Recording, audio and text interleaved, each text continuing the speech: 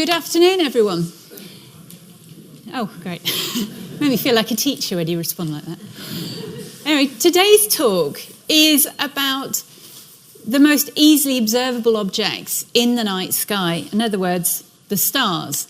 And also easily observable in the day, given that the nearest example of a star, of course, is our sun. And all the stars you see in the night skies are suns just like our own. And they're all the same entity in the sense that they are enormous spheres of burning gas, producing heat, producing light. And as you see, their intrinsic properties differ a lot. They differ in size and mass and temperature, but they're all the same basic thing. An object is a star while it's producing that energy to counteract gravity, because the whole of a star's life is a battle against gravity. The gravity of the mass of the star wants to squeeze it. It wants to collapse it in. And the star resists that by producing energy and an outwards pressure at its core. In this case, from nuclear fusion, it's burning elements to heavier elements. But as long as it can produce that fuel in the core, it can withstand the collapse of gravity. And for that time, it's known as a star. But stars have lives. They do change. Obviously on timescales much greater than human lifetimes, so to us they seem eternal and everlasting. But nonetheless, even now, stars are being born throughout the galaxy, stars are dying throughout the galaxy and through other galaxies as well. So stars do have lives, and galaxies are at sort of dynamic places. Things are changing all the time in terms of these populations of stars. But if we want to start off with some basic observations, you'd be surprised how much you can learn about stars just from fundamental observations you can get with your unaided eye. For example, the start one, that everybody notices that not all stars are the same brightness. Now, obviously, that's related to their distance away from us, and I'll come back to that. But you still have variation in brightness of stars. Not just that, they're not uniformly distributed across the sky. They make patterns, there are clumps, they're fairly randomly distributed. And also, stars are different colours from each other. We know the sun, especially when you observe it from not within our atmosphere, but out in space, it's a sort of yellowy white colour. But there are blue stars out there, gold-red stars, brown stars. You also have very blue-white stars. You can't see this so well with your unaided eye.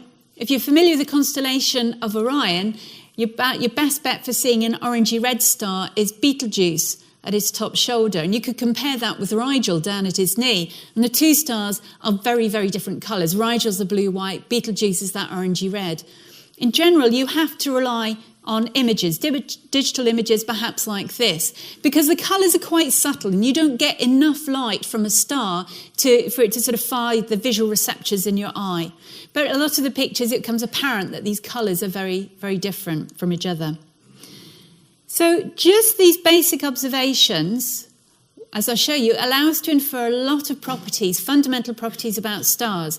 And what we discover is that our sun is a fairly average and quite dull star. I mean, that's actually a good thing, but it's very kind of average, and there are many more extremes of behaviour out there. So, for example, stars vary in brightness. They can be 1/10,000th the brightness of our sun, up to 1,000,000 times more luminous. In terms of temperature, our sun is about, and I'm talking surface temperature, the bit of the star you actually see and we get the light from. In our sun, it's about 5,600 degrees on the surface, but they range from cool, dim stars that are about 3,000 degrees to hot blue stars that are about 30,000 degrees. Sizes also vary enormously. Our sun's about 1.4 million kilometres in diameter. You can go down to, admittedly, a very extreme star called a neutron star that's only 10 kilometres in diameter. But you can also go up to stars that are of the order of 2 billion kilometres across. That's about 1,400 times wider than the sun. Enormous objects. Masses vary. There's a limit to, the smallest mass you can get is about 1/10 that of the sun. For various reasons, it doesn't become a star unless it gets over that threshold. And similarly, stars only survive up to about a mass of about 100 times the sun. So there's quite a narrow mass range. And in terms of ages, some stars are just being born. They're less than 1 million years old. Others have existed for almost as long as the universe has existed. So you're looking at ages of 11 to 12 billion years old. And chemical composition. Some stars are primordial, mainly hydrogen and helium. Some have heavier elements mixed in with that. So again, there's a slight difference in composition. And finally, also environment. Our sun is relatively unusual in being quite so isolated as it is. Many other stars are distributed differently, and that's to do with their formation as well. Some form binary systems where one star goes around the other, and many of the stars we see in the night sky are binary systems. Some are even quadruple or sextuplet systems. There are many combinations of tiny groups of stars. Moving on up the scale, you can also have what we call open clusters. So these are loose clusters of stars. There's a nice example here where you have perhaps a few tens to maybe 100 stars that are all, as you'll discover, about the same age, about the same composition, and they just live out their lives within this group. And then you can get the intense swarms of what's known as a globular cluster, where you have hundreds of thousands of stars all living their lives alongside. And in these kind of environments, some of the processes of stellar development I'm going to be talking about can be a little bit accelerated. So you see, there's this huge range of properties. So let's just start off with what you can observe and what you can infer from what you observe and where that takes us, because all of these features reveal fundamental properties about those stars, which then dictate that they go on and live very different lives. So to start with, the brightness of stars. Now, I know that these stars that form up the plough are all about 100 light years away. They happen to be bright because they're relatively nearby. I realise 100 light years may not sound nearby, but in terms of our galaxy it is. And a lot of the other stars you see in the background are fainter because they're further away. So you have this struggle. You can see a variation of brightness. And if you know the distance to the star, you can work out intrinsically how luminous the star is. And of course, it drops off as the square of the distance. If you have the light from a star, it gets all that light emitted from the surface of the star, it gets diluted over increasingly large spheres of space. So, for example, the luminosity of the star is given out through an area of 4 pi, say, d squared at this particular distance. But if you move out twice as far in distance, to twice the distance, the whole area of the sphere that light is spread out with has gone up by a factor of 4. If you move out to 3 times further, the area has gone up by a factor of 9. So it drops off pretty rapidly.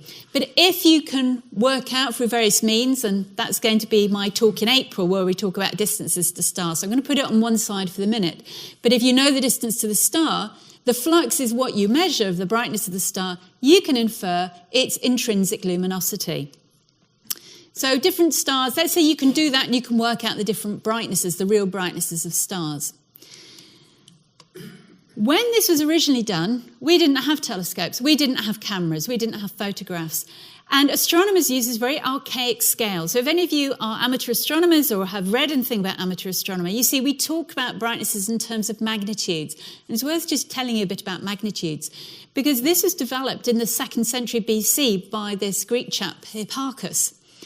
And he put the most luminous stars, the brightest star in the night sky, he said they were 1st magnitude, and then the very faintest ones he could see were 6th magnitude, and then he spaced all the other stars in between according to their brightness. So you just have a ranking between the brightest and the faintest stars you can see with the unaided eye. So that's a good system, but it's limited to what he at the time could see with his eye. We still use this system, but of course, because of that very archaic start, it's developed to something that's quite a little bit cumbersome and can be a little bit confusing to begin with. So, for example, if you lose binoculars and you have a clear night, you could probably go down to a magnitude 10. When this scale was started, he decided a certain star was this 1st magnitude, the brightest star. Well, actually, there are other stars that are brighter.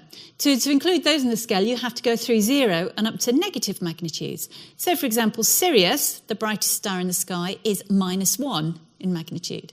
If you want to look at Jupiter, and that very bright in the night sky at the minute, that's -2. And, of course, if you want to go up to the moon and the sun, they're kind of way off the scale. Similarly, fainter objects that we now see with very powerful telescopes, we talk about going to a magnitude of 27, 20, 25, up to 30. So you have a very strange scale in that it goes the wrong way around. Greater magnitude means fainter, negative magnitude means bright. And the other thing is it's an example of a logarithmic scale. The visual receptors in your eyes don't work linearly. So say difference between one magnitude and another magnitude is a drop in flux of about a factor of 2.5. There's an object that's 5 magnitudes fainter is 100 times less flux. So it's a logarithmic scale. But we still, despite the fact that this dates from Greek times, this is the scale that all astronomers use to refer to the brightness of objects.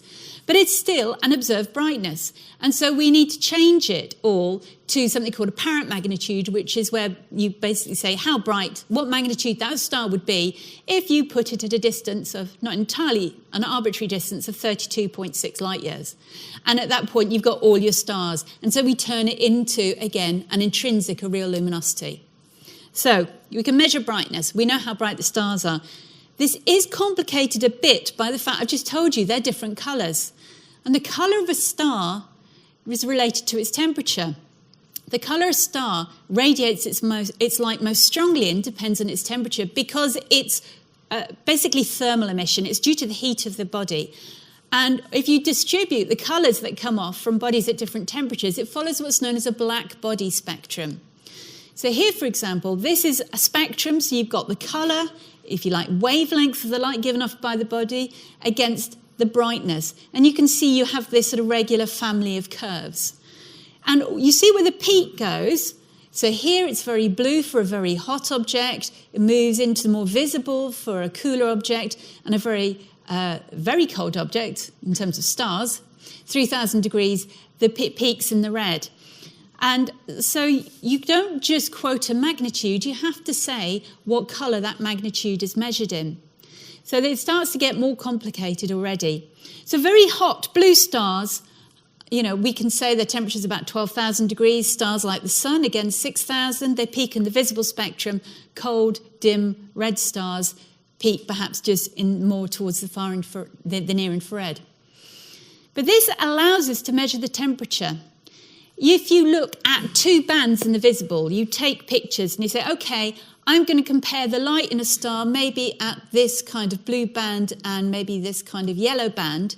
You can see there's a big difference from there to there. The ratio of those two is very different from, say, the ratio of these. There's a big change between them. Here there's a small change, and here the change goes the other way. So if you just have the brightness of the star in 2 different colour bands, you have a measure of its temperature. So the colour gives you the temperature. If you ever see anything about colour index, all it means is the ratio, if you like, between the colours in 2 different bands. This is, say, between 400 nanometres to about 500 nanometres. And you can see hot blue things versus red things. You can discriminate colour, therefore you can discriminate the temperature. So here you have fundamental properties of a star, its luminosity and its temperature, just from the simplest observations, from just taking images of the night sky, or originally, again, from just naked eye observations. So where does that get you? You've got 2 things that you can measure, but after that, you have to start being a bit cleverer. But what you can get from those 2 points is you can get a measure of the size of the star. Now, the size of a star is very difficult to determine. They're all a long way away. Nearly all of them, even through the biggest telescopes, appear as point sources of light. There are a few exceptions. Here's a picture of Betelgeuse. Betelgeuse, you can resolve the disk of the star, and I'll talk about what all the rest of this governs is in a minute.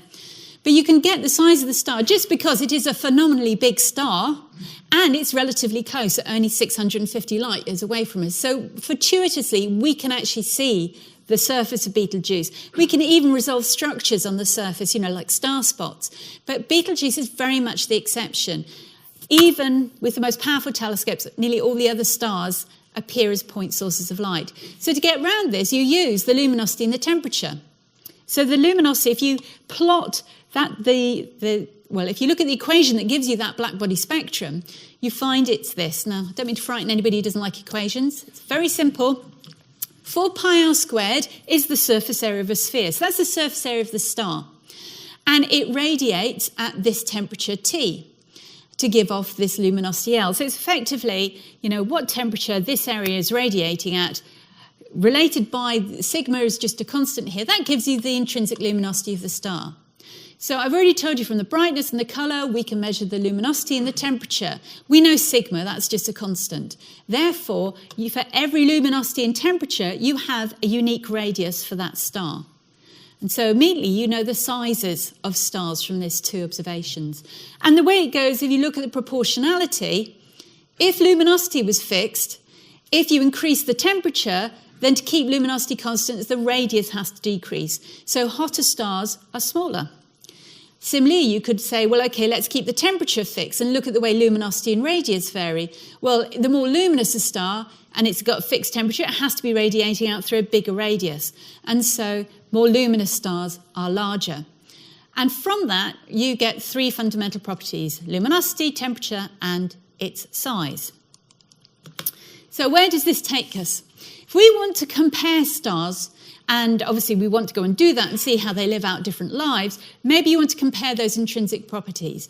And we do this in what's known as the Hertzsprung-Russell Diagram, after a couple of astronomers who first thought through this process. And there are two versions of this. We've just lost it slightly off the end here, but this is basically temperature versus luminosity. So you can see these plots either in terms of colour versus magnitude, which are the things you observe, or when they've been translated to the real properties of the stars. In other words, the temperature versus the luminosity. And if you just plot loads of stars, observations of all stars, into this diagram, their luminosity, temperature, and remember for every one there's a unique radius, you find they're not scattered throughout the plot, but they concentrate in very different and very specific areas of this plot. And this is telling us something about what stars do during their lives. So, for example, 90% of stars fall on what's known as the main sequence, which goes from hot blue stars down to cool, red, dim stars. And then perhaps there are other smatterings out to this side and this side off to the right and down here. Now, what these regions are telling us, they're telling us where stars spend most of their lives. Okay, you can't watch an individual star. Their lifetimes are much longer than human lifetimes. You don't watch it change either in its luminosity or its temperature or any of these properties because it's happening on much longer timescales than we can see. However, if you look at a whole ensemble of stars, where most of them congregate, although they kind of where they have the properties, shows you that's where they spend most of their lives. Regions that are sparsely populated, so like the gaps here or here, are where they move through those regions, or if they ever have that combination of luminosity and temperature, it's only for a very short while. And so sparser regions out here, they don't tend to spend so much of their lives, but it's still a good fraction of their life. So again, how this is populated tells us where the relative length of their lifetime in these different areas. And it also tells us, remember, about the sizes of the stars. And this is what gives the name to different kinds of stars. So remember we were doing with that luminosity-temperature relation, we can apply it to here. So remember, if we fix a luminosity, a hotter star is smaller than a cooler star. Or if we do it the other way around, if you fix a temperature, the more luminous star up here is larger than the less luminous. And so that is immediately telling you have a gradation that these are small stars and these are big stars.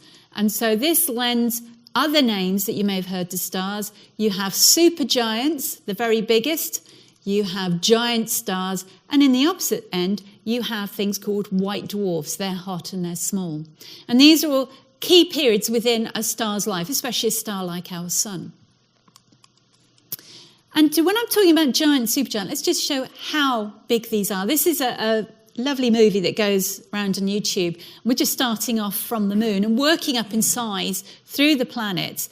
So you've got the 4 rocky planets. And then, of course, it's a big step to the gas giants of our solar system. You know, remember, you could fit 1,300 Earths inside Jupiter, the biggest planet. So that's the relative scale of those two. But you would still need 1,000 Jupiters to fit inside the sun. And I'm telling you, the sun is a very average kind of star. So when I'm talking about giant stars, you're looking at things that are 10 to 100 times wider than the sun. But they aren't the biggest stars. You get supergiants. And now we have a class called hypergiants, where you're looking up to 1,000 times the diameter of the sun. And this is just progressing on up, and we're moving up to the largest known star. It could be that there's one even bigger, but this is the largest one we know about, and it's called VY Canis Majoris, and it's going to be the next star. And it's a red hypergiant, and then we'll just zoom back, and you'll see the size of Earth in comparison to this star. You know it's going to be small. Yeah.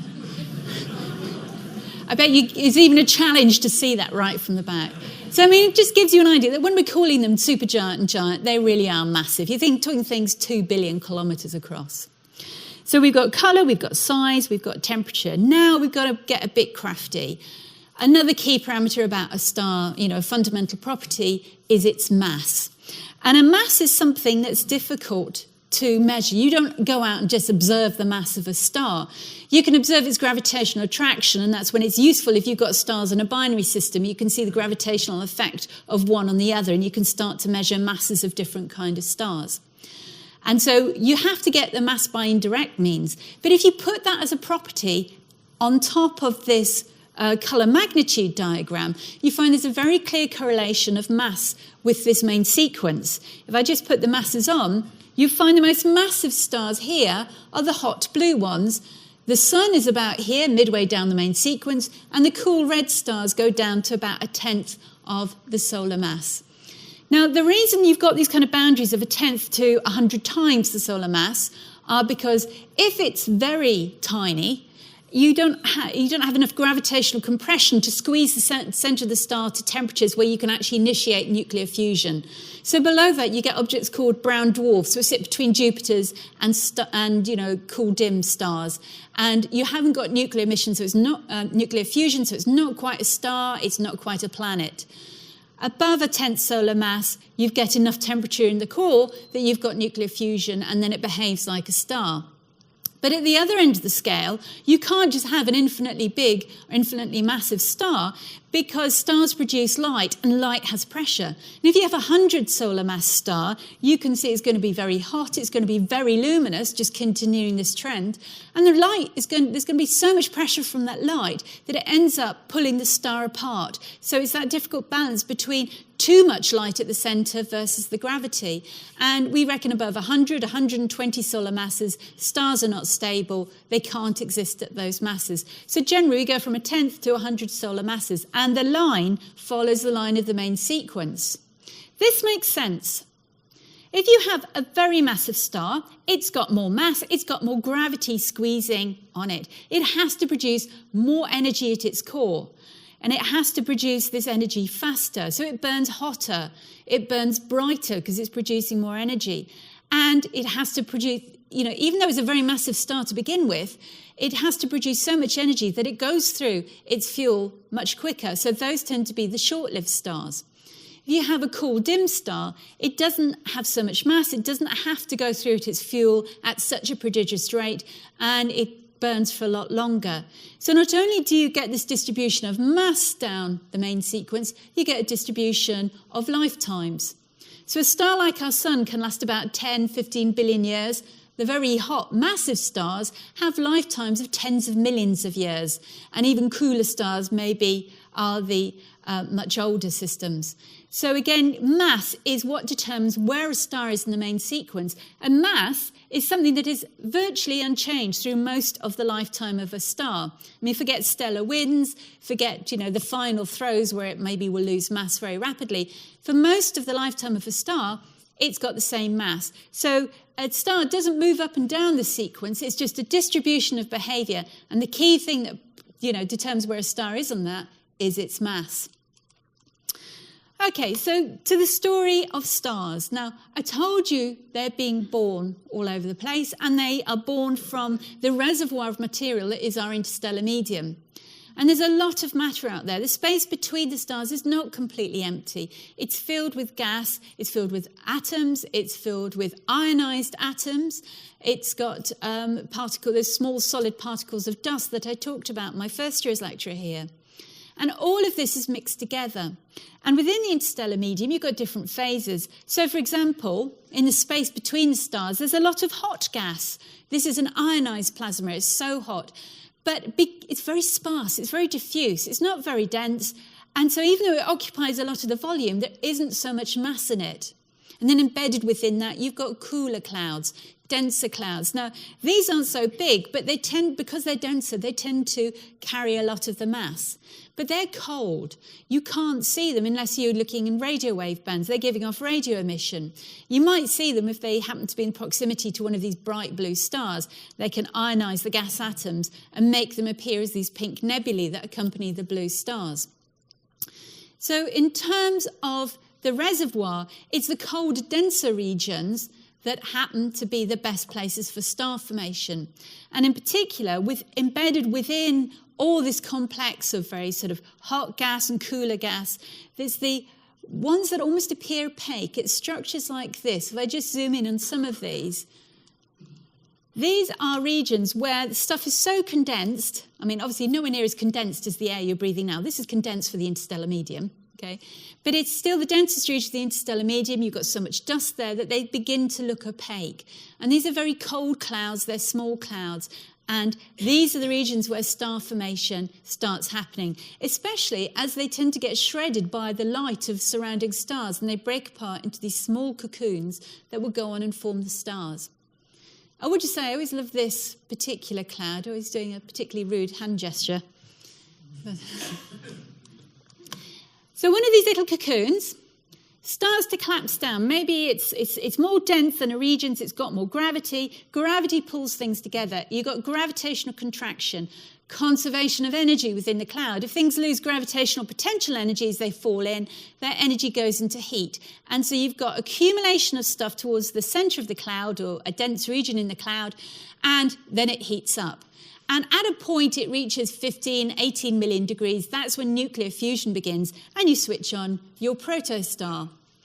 I mean, of course, it's nowhere near that simple. It goes through phases where it collapses, and then it becomes much denser. The dust becomes more opaque. It doesn't let the heat of the star out, and so the whole cloud heats up, and you have to wait till the dust is kind of zapped away before radiation can escape, and it can carry on collapsing. So it's going to go in fits and starts. It's not just a quick, straight whoomph down to a star. It's an elongated process that takes a while to happen. And also you've got things like rotation, you've got magnetic fields in the cloud, which can add to inhibit the star formation. But at the simplest level, you've got gravitational contraction leading to heating at the core, and you end up with a protostar that's still surrounded by a disk of matter. And the whole time for a star to collapse down to protostar does depend a bit, again, on the mass of the star. It's very difficult to tell, of course, because all of this is hidden. It's not something we can readily observe and map out. This is what we think happens, is that if you've got a star like our sun, it probably takes 10 million years to go from a clump down to a star.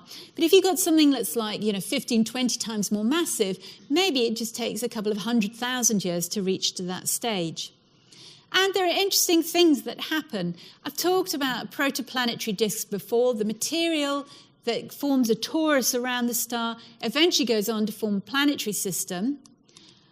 We see some of these in nearby star formation regions, such as Orion's Nebula.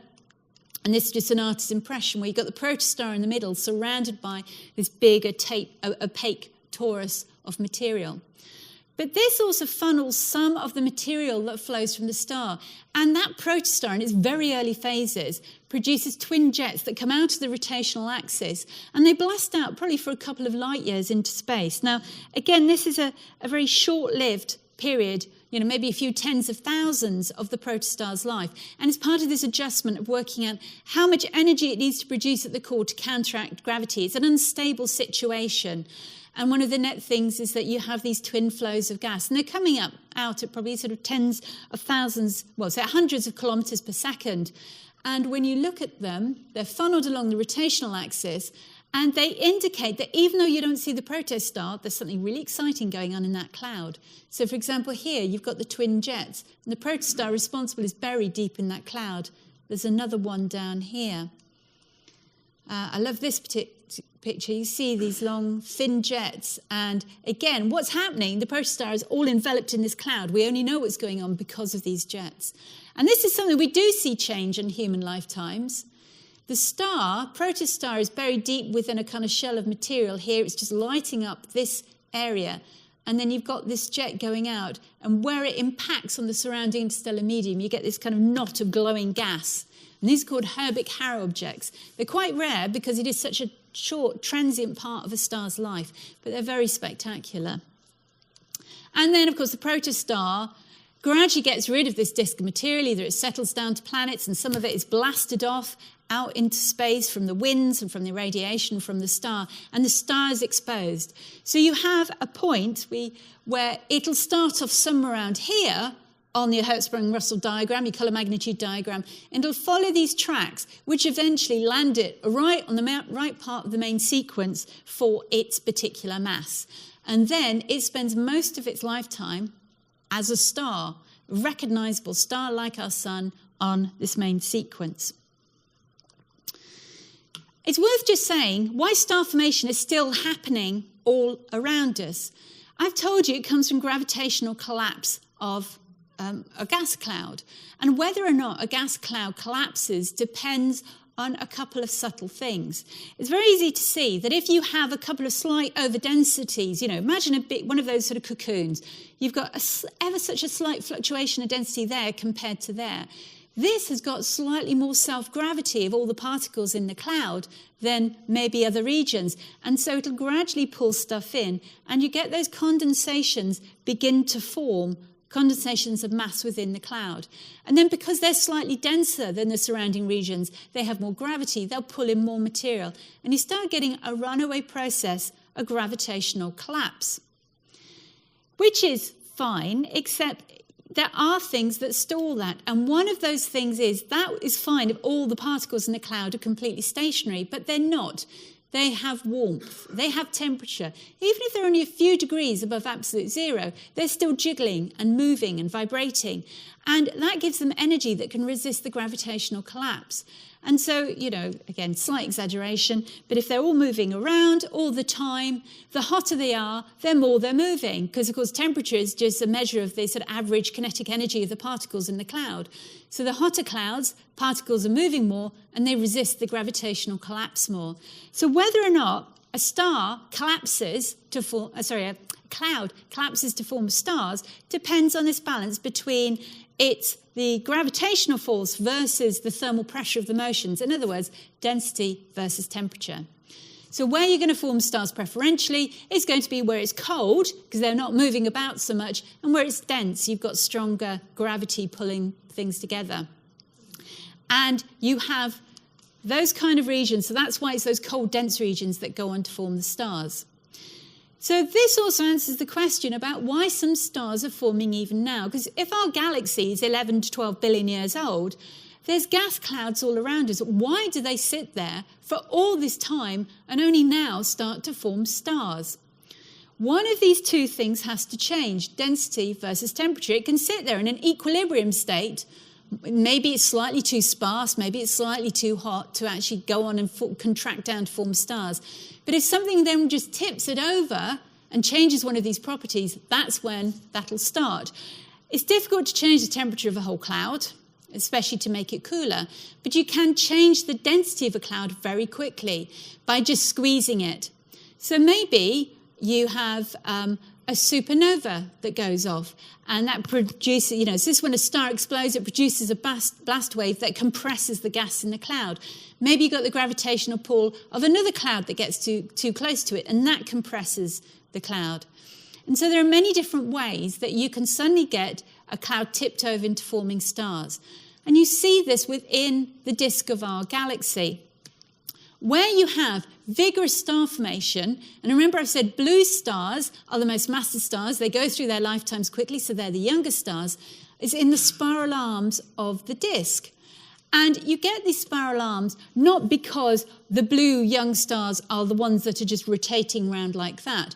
Instead, you've got all the gas in the disk, and you have waves of density that come and compress the gas in the disk and then trigger it to form collapses into stars. And so you see these blue star clusters marking where the density wave has moved through the disk. So be clear, these spiral arms are not just due to different rates of rotation of different stars as you go out through the disk. If you did that, you'd soon find the spiral arms would wind up very rapidly. The fact we see them as long-lived structures in almost every spiral galaxy means that they're being continually replenished. The density wave sweeps through the disk and just triggers star formation in its wake. And in terms of what this density wave, what's producing this compression within a galaxy is just when material bunches up, gets close together and gets squeezed. And it's just due to the orbits of gas clouds, perhaps around our galaxy. So, for example, here are some orbits around the centre of the galaxy. Everything is rotating round. We don't necessarily go in nicely circular orbits. You just have the slightest eccentricity, slightly elongated orbits. And as things rotate round at different rates, the axes of these orbits get slightly disturbed or unaligned. You begin very rapidly to get a spiral shape where stuff is bunched up and compressed, and it forms very naturally the pattern of the stars we see. So the spiral waves in our galaxy, regions of star formation where you've got this bunching and this star formation triggered. And, of course, one gas cloud doesn't usually just collapse down to form one star. It usually fragments and forms whole pockets of stars. So you have star clusters like this double star cluster in Perseus, where all these stars in each of these clouds each collapse from one giant cloud at about the same time. When you look at a star cluster, most of them, they form from gas of the same chemical composition, and they all formed at around the same time. How they differ is in their mass. What mass star forms from each of those fragments. And that then dictates how bright it burns, what its temperature is, and the length of its lifetime. And when you see these stars, again in the spiral arms, star formation is not 100% efficient. You still get the remains of the diffuse gas cloud around the stars that form these nebulae that you see, as in the Rosette Nebula here, being lit up by the light from these stars. So again, if you see the remnants of the gas cloud around it, it again is an indication that they're young stars. And these ones are about 4 million years old in the Rosette Nebula. So different star clusters, if they all form at the same time, they have different ages. So here, for example, you have 3 different star clusters of different ages. This one over here is the oldest. It's lived sufficiently long that many of the stars have gone supernova within it. And I'll talk about what that means. But they've lived their lives and they've reached the end of their lives. You've got other ones that are younger and younger still. And it could be that the supernova explosions producing blast waves that then trigger the formation of subsequent star clusters. So you have one thing triggering another thing, triggering another thing, again, just pushing things over into that collapse. But you can see I'm very definite about aging clusters of stars, and it's very easy to do because you take a picture of them in different colours and you plot out their luminosity versus their temperature. Because when you have that colour magnitude diagram, where a star is on it depends on its age, whether it's still on that main part of main sequence or it moves off to become another kind of star. And it's to do with age. Remember, more massive stars, less massive stars, these have shorter ages and shorter lifetimes than these. So if you start off with a full range of masses all the way up, all the main sequence is distributed, and then after about 10 million years, these move off. They stop being on the main sequence. In fact, as you see, they become supergiants or giants. They disappear. If the cluster's about 10 million, 100 million years old, these ones are no longer on the main sequence and they disappear. And so you have a gradual peeling back of the main sequence. So, for example, here's some theoretical colour magnitude diagrams. Again, colour versus magnitude. This is a really young cluster, about 1 million years old. But as soon as you get to 10 million years old, the first ones are evolving, developing away from that main sequence and becoming giants. And as we step up the time, you can see there's some peeling back. And if you have a really old system, like some of the globular clusters, you see a very different distribution where this is really just completely peeled back. So we can use the colour magnitude diagram to definitively age stars. So here's a fairly young cluster. This is about 10 million years old.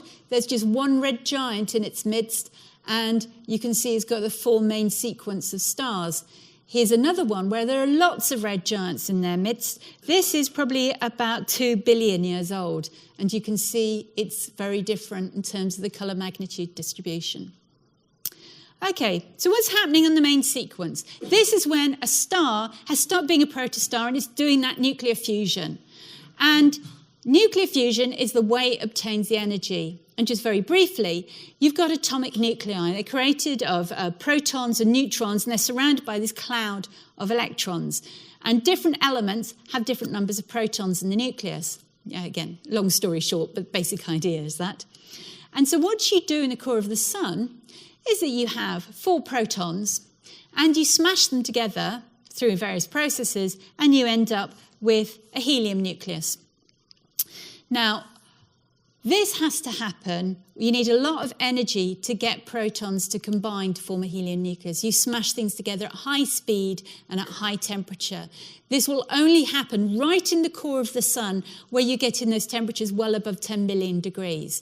So it doesn't happen throughout the sun, only right at the centre. And how you get the energy out? Well, if you measure the mass of 4 protons compared to your helium nucleus that they make, you find that there's a difference in mass. It's only about 0.7%, but if that accounts for quite a bit of energy through your mass equivalence relationship, E equals mc squared. And with every one of these collisions, these combinations, you release a bit of energy, and that goes into supplying the sun with that outwards energy that's going to let it shine and counteract the gravitational collapse. And this is going on at prodigious rates at the sun. The sun goes through fuel at billions of kilograms a second, but of course, it's a huge object, so it's got plenty of fuel. And as long as it can do that, it stays in the main sequence. It's turning hydrogen into helium. And as I say, that only happens right in the core. And a star like our sun, it can spend 10, 15 billion years happily turning all that hydrogen into helium right in the core, just where it's hottest. And the outer envelope, you don't have the nuclear fusion going on. But at some point, after 10, 15 billion years, you run out of sufficient hydrogen at the centre that's hot enough.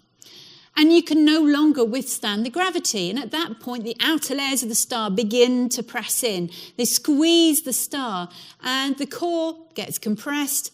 It's now mainly inert helium. It gets compressed. It gets heated up. And that heats up another layer outside the core to temperatures such that you can then start burning hydrogen again. And you go through these cycles where you've got the inert helium core surrounded by a shell of hydrogen. And you go through cycles of running that being exhausted, the star shrinking, the star core just outside the core heating up enough that you can regain hydrogen and it's balanced for a while. So you're now moving off the main sequence behaviour because the structure of the star begins to change. And this is where it becomes a red giant. Because this helium shell doesn't go all the way through the envelope, but you're directing more energy out into the outer layers of the star. They expand and diffuse away, and you get the red giant. And this is where it becomes enormous. It gets to the scale of, a red giant like Betelgeuse. If you plonk it in the centre of our solar system, its radius would be out around Jupiter. Again, enormous structures. And this will happen to our sun when it evolves off the main sequence. And if it's a big enough star, a massive enough star, it'll perhaps reach a point where it gets compressed enough in the core, it reaches temperatures of 100 million degrees, and you can start burning helium into things like carbon. But at some point, a star that's maybe up to about 10 times the mass of our sun, you reach a point where it can no longer keep on being compressed such that other nuclear reactions using the products of the previous ones will continue. And then it even then stops being a red giant. You can no longer carry on with the fusion at the core. There are some interesting things that happen while it's a red giant. It's expanded. The outer layers have gone further away from the source of energy, so they're cooler. That's why it's redder. They're also further away from most of the gravity of the star, so they're more loosely bound. So red giants, so again, this is going back to Betelgeuse, it's surrounded by clouds of material which are billowing away from the surface because they're only tenuously tied. The outer envelopes of the star are only tenuously tied to it. And even on bigger scales, if we shrink that down, you can begin to see some of the matter that's being just blown away in these stellar winds from Betelgeuse. And this continues. The red giant will eventually lose all of its outer envelope. And it does this when you can no longer produce fusion at the core, no longer produce energy at the core. And at that point, gravity wins and it squeezes the core down. And that collapses down suddenly to form a white dwarf. And the outer layers of the star expand away. There is one thing that happens within the red giant. You can create heavier elements than the carbon or the helium. And you do this by a process of slowly capturing neutrons. So if you've got chemicals or, heavier elements than helium within the envelope of the gas of the star, and that's because they'll have been in the cloud that the star originally collapsed from, it can accrete some neutrons that are produced from the core of the star within the atomic processes. And if you add a neutron, here's your bog standard element, you add a neutron. After a while, that neutron decays, it's called beta decay, to form a proton and an electron. So at the minute, you just increase the number of, you've got an atomic number, that's the number of protons, you've increased the mass, but you haven't changed the nature of the element. But once that decays away to form a proton and electron, and the electron escapes, you've increased the atomic number of protons within that element, you've changed the element to a new one. And this is a very slow process, but nonetheless, within the envelopes of red giants, you can create some of these heavier elements. But then it's going to puff away all the outer layers, and this is when you get these dramatic structures known as planetary nebula. Nothing to do with planets, it just means that when they were first seen, they were kind of disc-like and had sort of a greenish hue, reminded the Victorian astronomers of the newly discovered planet Uranus. And the centre of the the centre of the star forms this white dwarf, which is now exposed.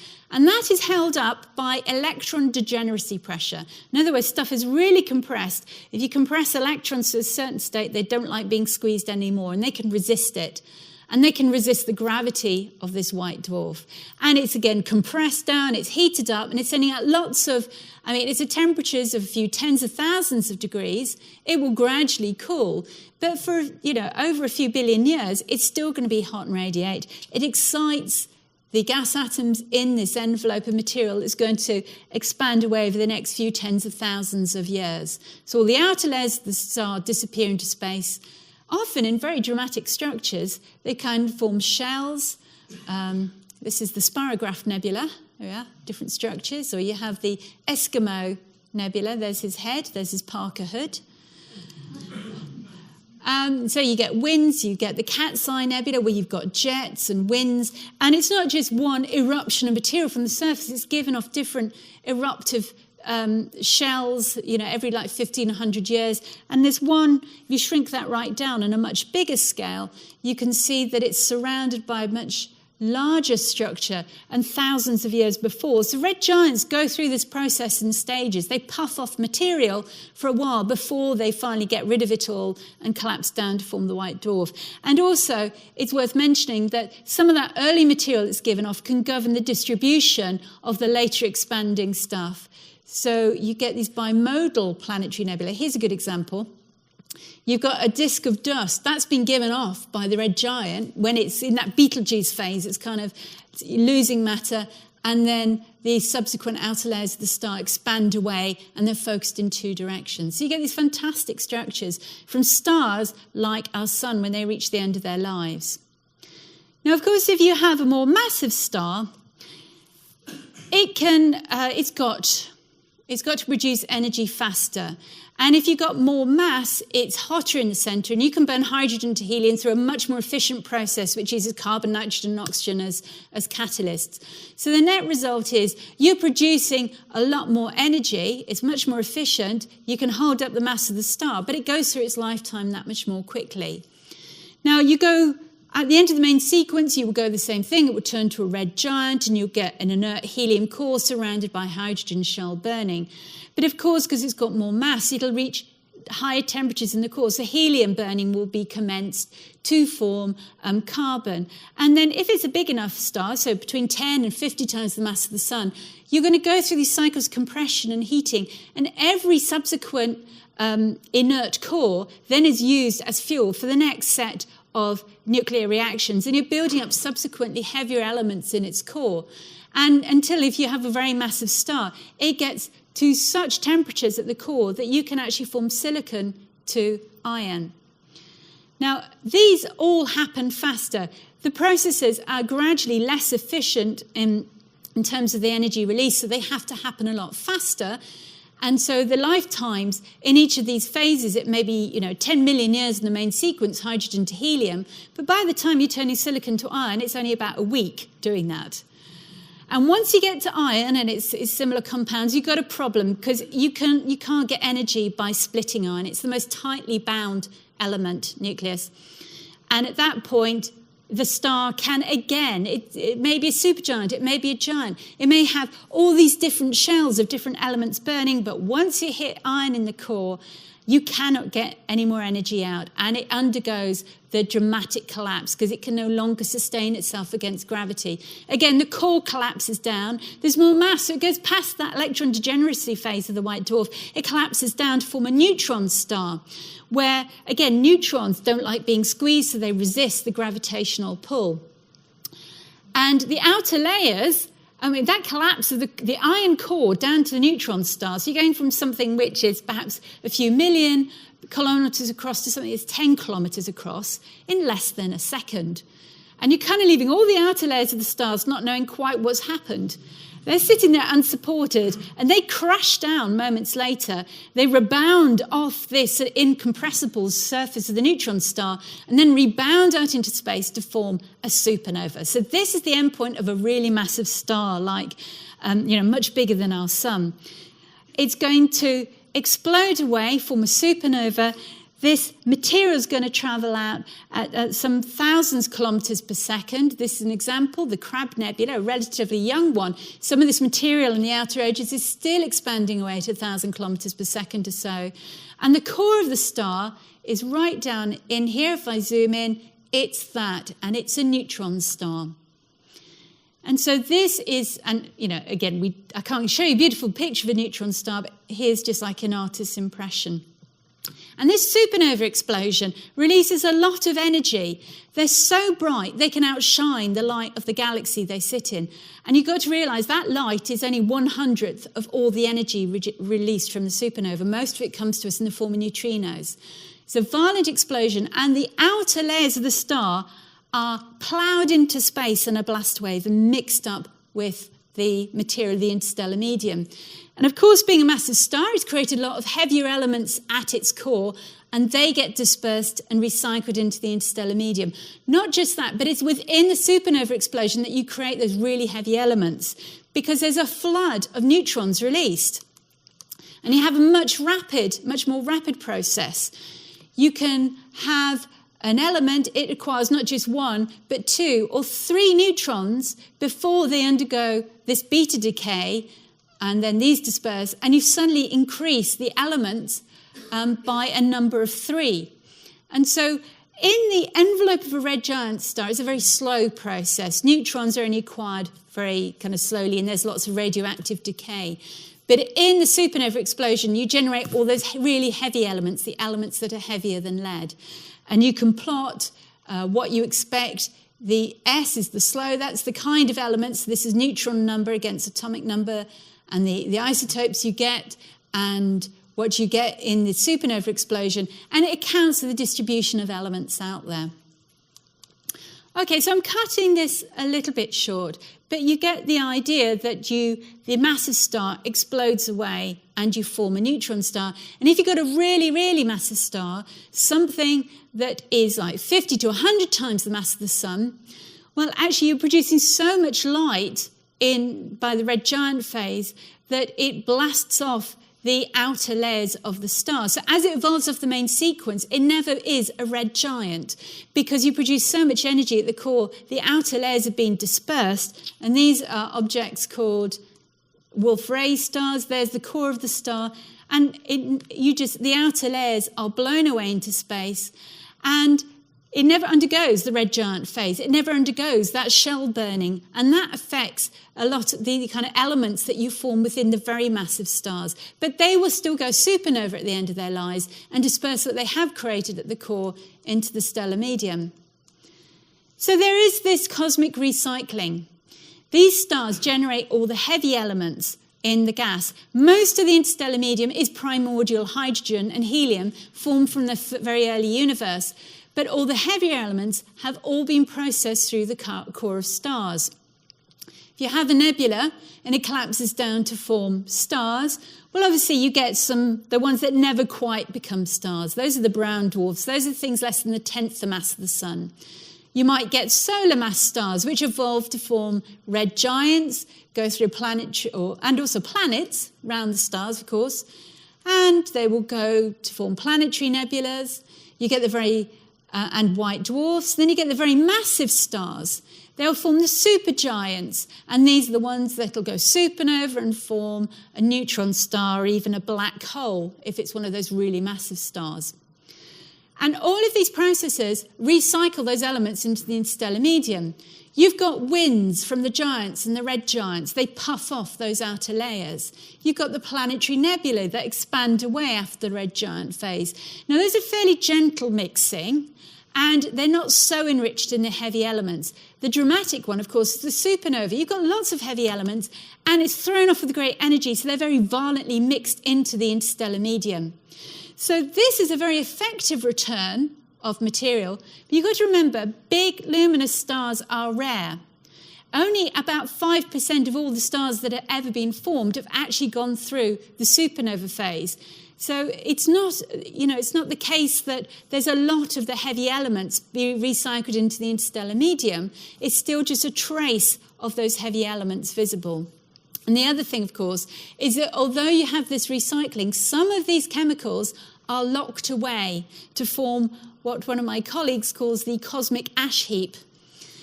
Because if you've got your neutron star, or your black hole, or your planets, or your brown dwarfs, or your white dwarfs, they're all inert, compact objects that are just going to cool and dim with time. And a lot of those heavy elements are still locked in those bodies. So the recycling, perhaps, is not as efficient as one might think. And so it's still, even though you can map generations of stars that are forming from progressively enriched stars, progressively enriched clouds, so that the more recent stars form from more enriched clouds because there's been time for various generations of massive star formation.